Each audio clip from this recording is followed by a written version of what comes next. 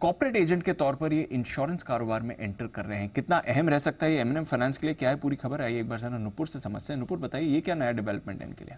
बिल्कुल नया डेवलपमेंट है। कंपनी कॉर्पोरेट एजेंट के तौर पर इंश्योरेंस कारोबार में उतरने वाली है। बोर्ड से अब मंजूरी मिलती हुई नजर आई है, लेकिन जो रेगुलेटरी अप्रूवल से IRDAI की तरफ से, साथ ही साथ RBI की तरफ से, उसके अप्रूवल के बाद ही कंपनी इस कारोबार में उतरती हुई आपको दिखेगी।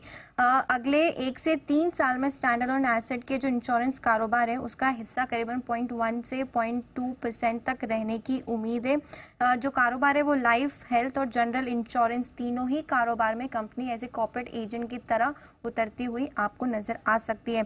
कंपनी के लिए काफ़ी बेनिफिट होगा क्योंकि कंपनी का जो बेस है वो काफ़ी बड़ा है। 90 लाख लोगों से ज़्यादा का कंपनी का बेस है और शुरुआती तौर पर देखें तो 5 से 10 करोड़ तक का शुरुआती खर्चा यहाँ पे आते हुए नजर आ सकता है। डायरेक्ट सेलिंग एक कंपनी के लिए बड़ा अपॉर्चुनिटी हो सकता है। तो कॉर्पोरेट एजेंट कंपनी बाकी जो प्रोडक्ट्स होते हैं लाइफ इंश्योरेंस के, जनरल इंश्योरेंस के, साथ ही साथ हेल्थ इंश्योरेंस के, as a corporate agent company बेचेगी अपने कस्टमर बेस को। कस्टमर बेस देखें तो 90 लाख से ज़्यादा का बड़ा बेस है कंपनी का।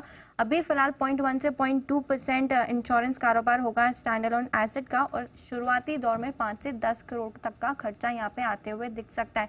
इनिशियली थोड़ा छोटा स्टार्ट करेगी, लेकिन इवेंचुअली चल के बड़ा हो सकता है क्योंकि कस्टमर बेस बड़ा है।